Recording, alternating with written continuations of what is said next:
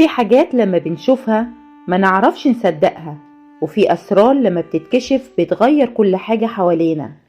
الليلة دي هنحكي حكاية مليانة شك وخوف وندم. اربطوا الأحزمة وخلوا ودانكم معايا علشان اللي جاي ما يتوصفش. قبل ما نبدأ الحكاية أعرفكم بنفسي. أنا إسراء، عندي 45 سنة، وفي يوم كنت نازلة عند حماتي، وأول ما شافتني: إيه ده، معقول الست هانم نزلت شقتنا؟ أرجوك يا حماتي بطلوا الطريقة اللي بتعامليني بيها دي، وأنا مش بنزل هنا بسبب حرقة الدم والطريقة اللي بتفضلي تكلميني بيها دي. لا والله. طيب يا حبيبتي ادخلي شوفي اللي وراكي في المطبخ، علشان عايزة أكل من إيدك النهاردة، لحسن بسمة بنتي تعبانة شوية، وأنا مش نازلة علشان أشتغل خدامة. لو الموضوع علشان تعب بسمة، أنا عاملة أكل كتير فوق، هنزلك أنت وهي. هو أنت عايزة إيه بالظبط؟ أنت كل كلمة ترد عليا فيها الكلمة ب10. إيه يا أختي في إيه؟ شكل كنت غلطانة لما سمعت كلام محمد ونزلت. أنا طالعة شقتي. أخدت بعضها إسراء وخرجت، وهي بتفتح باب الشقة لقيت شنطة كبيرة قدام الباب. أخدتها ودخلت تاني لحماتها. حماتها قالت لها: إيه ده، في إيه؟ أنت لحقت طلعتي لميتي هدومك وماشية؟ لا، لقيت الشنطة دي قدام الشقة بتاعتك، وأكيد هتكون حاجة ليك يعني. شنطة إيه دي؟ افتح يا بنت كده لما نشوف إيه هو. وبعدها فتحتها واتصدمت لما لقيت فيها عيل صغير. ردت إسراء: إيه ده؟ مين العيل ده؟ ومين اللي جابه هنا؟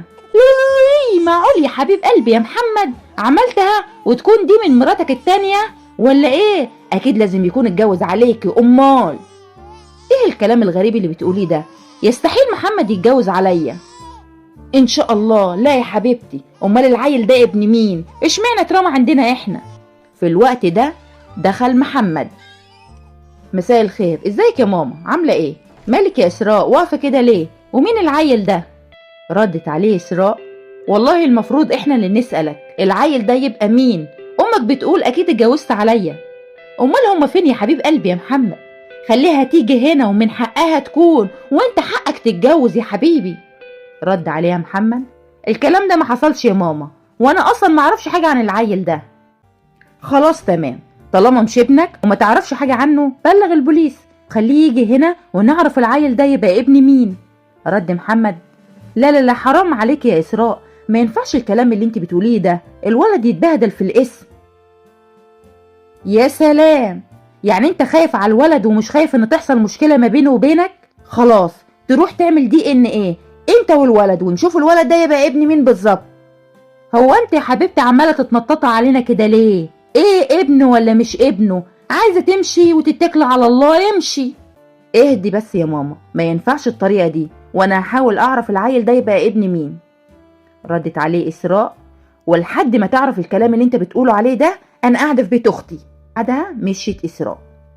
فرح قلبي يا حبيبي يا محمد، انت ما تعرفش انا نفسي اشوف لك عيل ازاي والواد ده يبقى ابنك، صح؟ حرام عليك يا ماما بقى، بطل الكلام اللي انت عمالة تقوليه ده. وبعدها مشي وراح شقة وفتحت له حنان. ايه اللي جابك يا محمد؟ مش قلت مش عايز تشوف وشي تاني؟ عايز ايه دلوقتي؟ محمد مسكها من دراعها جامد وقال لها: ممكن اعرف ايه اللي انت عملتيه ده؟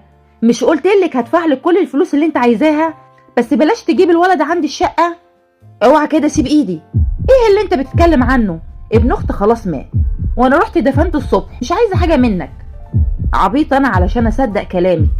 ايه اللي انت عمالة تقوليه ده؟ والواد اللي جه عندي ده يبقى ابن مين؟ معرفش اي حاجة، روح شوف انت ضحكت على مين وبقت حامل منك وجابت لك الواد عشان تلبسك مصيبة. ما هو من عمل يعمل. لو طلع يا حنان اللي انت عملتيه ده علشان خاطر تخليني اطلق مراتي، ما تعرفيش انا هعمل فيك ايه. انا هدفنك حية، انت سامعة ولا لا؟ وبعدها مشي وحنان فضلت تعيط. ونزل محمد من العمارة ونزلت وراه حنان وقالت له: انا مش هسيبك غير لما تحكيلي انت ازاي ضحكت على اختي. انا مش هسيبك، صدقيني الطفل ده مش ابني، انا هحكيلك وهثبتلك كمان. طلع لها الموبايل وراها صور اختها رنا مع شخص، وقال لها رنا كانت متجوزة صاحب خالد، وخالد مات قبل الولادة بيومين، ووصاني على رنا ان انا اخد بالي منها هي والطفل. اتصدمت جدا حنان لان خالد كان طالقها، وهربت رنا من البيت علشان تتجوزه. وحكت حنان لمحمد ان خلاص الطفل جات له سخونة وملحقوهوش في المستشفى، وللأسف مات منهم، وهي دفنته بنفسها جنب مامته. محمد رجع البيت، بس في الوقت ده إسراء كانت مهتمية بالطفل جدا، وعوضها عن حاجات كتيرة. كانت مهتمية بيه وكانت فرحانة جدا إن هي بقت أم الطفل. بس اللي محدش كان متخيله إن السر ده كان جوه الشقة، جوه واحدة ساكنة في نفس البيت، أخت محمد بسمة. بسمة كانت منطوية، دايما ساكتة، وعينيها فيها وجع مش مفهوم. وفي ليلة كانت بتتكلم في التليفون، وإسراء سمعت كل حاجة، عرفت إن الطفل ده ابن بسمة. لكن القصة ما كانتش مجرد علاقة في السر، دي كانت سنين من الضغط والكسرة والخوف.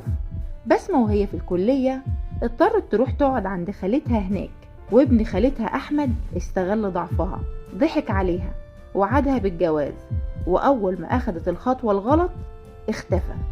بسمة حملت وخافت تقول لحد، خافت من محمد ومن أمها ومن المجتمع، وقررت تروح عند واحدة صاحبتها اسمها نورة تقعد عندها فترة من الوقت. وما رجعتش الفترة دي كلها، وخلفت الطفل وسابته عند نورة، وقالت لها تداري عليها.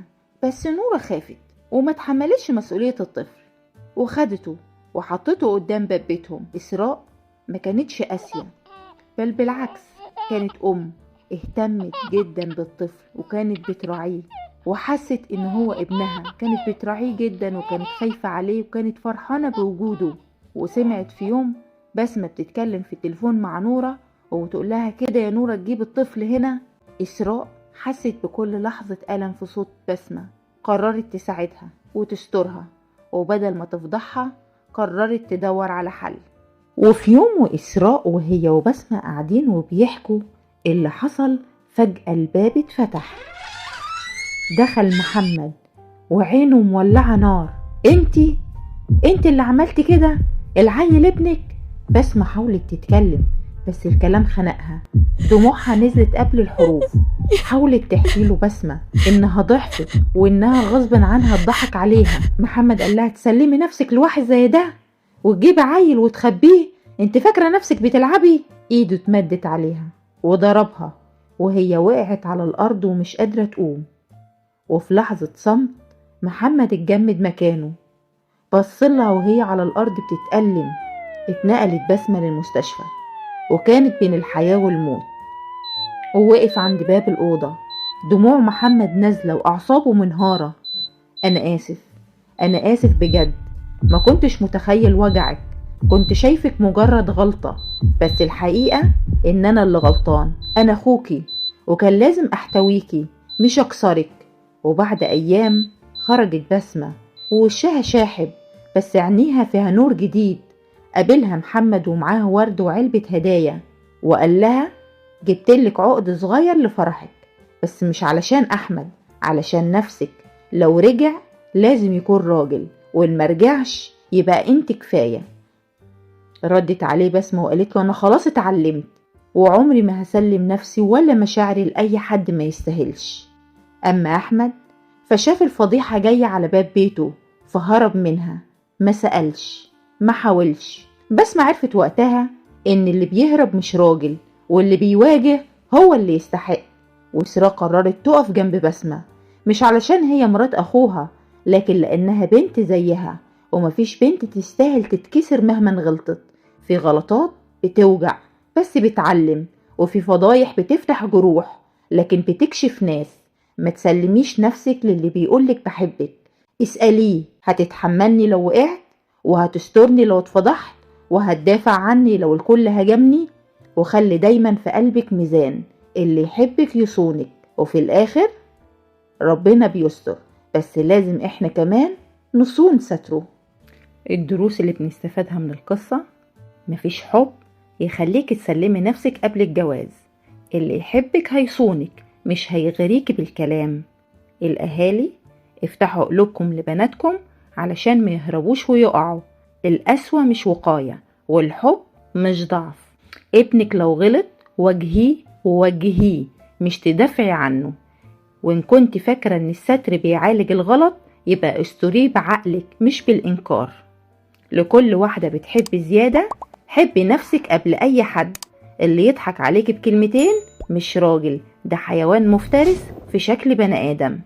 وفي النهاية، مش كل شنطة قدام بابك جواها مصيبة، لكن كل سكوت عن مصيبة هيولد شنط كتير مرمية فيها قلوب مكسورة وطفولة ضيعة وندم عمره ما بيتنسي. سلام.